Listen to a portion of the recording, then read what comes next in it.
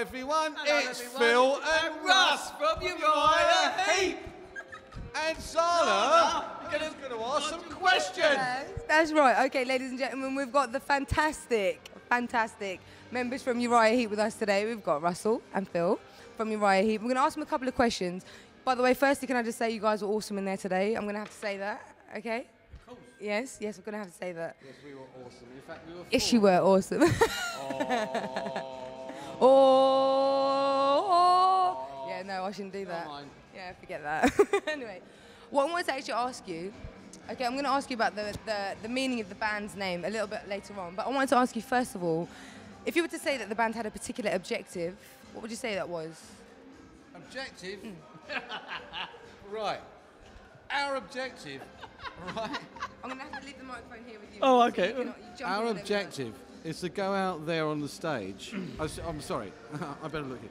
Our objective, me and him, never mind And the others, never and the mind, others. never mind the brass section and the girl singers and the fiddles and all that. Our objective is to go out there and kill everyone with our music. Yes, that's true. Our rock and roll is supreme. British. We live for it. We are it. It becomes us. It becomes them. We are it as one unit. We rock. And so do you, by the way. Okay, so now we can move on to like the name of the band, Uriah Heep. Okay, I'm sure you're familiar with them, probably have been asked a million times about, you know, where the name comes from. I mean, I know it links to a very manipulative and insincere character from David Copperfield, Charles Dickens' book. Is there any link between that name and the band? The only link between that name and the band is we are called Uriah Heep and everyone else is not. Right. So the manipulative and insincere characteristics are for the audience? Excuse my flippancy. What I meant to say was Uriah Heep was a name that was picked for this band by pure default. There was no connection with the character in the Charles Dickens story. Are you sure? That am I sure? Yeah. Okay. Because it is a very significant name. Okay. Hey. Very good. Okay. Let's turn the time back to 1970, okay? Yeah. We can do that. We can do that because we got cameras. Go back to 1970 and the manager of a strange band called Spice went to see the Charles Dickens Movie, book, show 100th anniversary. Called David Copperfield. And the character in David Copperfield, who was the accountant, was Uriah Heep. And the manager of Spice at the time thought, what a great name for my new band. Okay. And that is the story. See, so there is a link there. He gave me a bit more of a link there. Yeah, but Thank you. Well, it did because he went to the show. I don't care about that. No, I'm seeing the link. I'm seeing the link. I'm seeing the link. Don't worry about that. Okay. Let's understand that drummers don't understand culture. Thank you. There's a generalization. We don't believe in generalizations. Okay. Now we're talking about, we're on the subject of sound now. Okay, we're on the subject of sound. Now I want to ask you, have you ever actually been behind a new sound, a brand new sound or a new thing? Have you actually invented anything? Come up with anything new? But the sound's unique with Uriah Heep. Yes, that's The right. thing is, people put Uriah Heep and Deep Purple into the same pigeonhole because of the Hammond organ. But basically, at the end of the day, what made Uriah Heep the sound that it had, apart from the Hammond organ, was the harmonies that went with the fantastic melodies and the energy of the rock, wasn't it? And that's unique to Uriah Heep. Oh, yeah, of course it is. And anyone dare copy it, we will be on the phone. Yes, and we will seek our lawyers immediately. No, but that's really what it was. It was Uriah Heep's difference from Deep Purple was the harmonies. They had a Hammond organ, the same, but the harmonies were the thing that made the Heep sound. There was 5 singers in the band, but with Deep Purple there's only 1. And that was what made the difference with the songs, the sound. Okay, so I'm guessing, I mean, you guys have worked with, equipment probably is like a major thing for you guys. Yeah, working with equipment.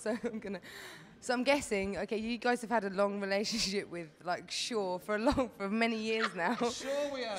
Sure we have. Yeah, sure we have. Very good one. Okay, so even named his surname after there you go. Yeah, there you go. So no, all I was going to say was, I mean, it is probably one of the most vital things for you to have the most amazing equipment with you guys. So that, yeah. So, and you guys have worked with Shure for many years now, so I'm guessing you guys have got a good relationship with them. Extremely good, but go on. No, but the thing about Shure is that you have to have reliability. The thing about any equipment is if it's not reliable, you can't use it. Because if you have a tour that is 30 or 40 days long, that you must get to the end of it without your equipment breaking down and stuff. And Shure's been a great part of being very robust, but also the quality of the sound. We use the in-ear system, and the reason we use the in-ear system because the quality of the speakers, and again, the in-ears being robust, we can last a tour, and we're happy with that. So it works when When you most need it, really. Yeah, exactly. And what's the piece of equipment that of most use to you? Mostly for me is the Hammond organ. Yeah, your microphone right there. Mostly for me is the Hammond organ that Shure supply. Oh, no. Actually, I have two beautiful condenser microphones from Shure. Beautiful to look at as well as sound. They're stunning. They're like this, and they have a little thing on the end, a little thing. And I use it for my grand piano at home. And it's crystal. Absolutely crystal. Brilliant. And the SM91 for the bass drum. Fantastic bass drum mic. Has to be used on the bass drum. Yeah, but they're not as good as my piano mics. And the beta. It's not good as my piano mics. They're brilliant. What are you using here? Lo and behold. It's the most famous. 58A. I don't use that. It's a Shure 58. I use a There you 57. go. See, well, at least you know the number of it. There you go. So are you guys going to be able to tell me a little bit about the meaning behind the name of your new album, Wake the Sleeper? Oh, good question. I'm glad you brought that up. You're Our new welcome. album, Wake the Sleeper, is about Sleep in the wake. So I wanted to ask you earlier about any political or social messages, and you said no, but I'm just hoping that this No, has it's not something to do social. with- I'm just, showing you. Wake the Sleeper is about waking the sleeping giant. I'm sorry, waking the sleeping giant. It's like rebirthing something that has gone to sleep, I.e. Uriah Heep. and you just bring it back to life. rebirthing. Okay, very good. Are you talking while I'm talking? No, you're talking. And so it's like rebirthing something that has gone to sleep temporarily and bringing it back to life with a new energy which breaks through everything that has gone before it into a whole completely new world of brand new songs, wonderful colours, extreme excitement, and an awful lot of rock and roll. An awful lot of rock and roll. We're loving that. Okay, so you might as well give us a little bit of information about your upcoming anniversary. Am I right? It's your 40th anniversary? Not mine, mate. Not mine. These old. The microphone's right there. We got married 40 years ago, right? No, not me and him. Bless it. 40-year anniversary starts at the end of this year, runs right through 2010, where we shall be touring the whole planet. Where do you start? Where does your tour start? Germany. Oh, well, by chance, and we're here. Okay, when are you here? When are you here? What's the month? What's the month? Well, Come on.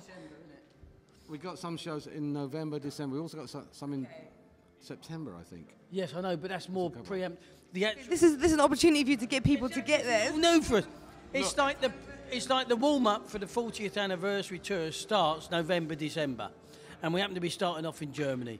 We've got a great little tour that's just going to excite people, right, and get them, Excellent.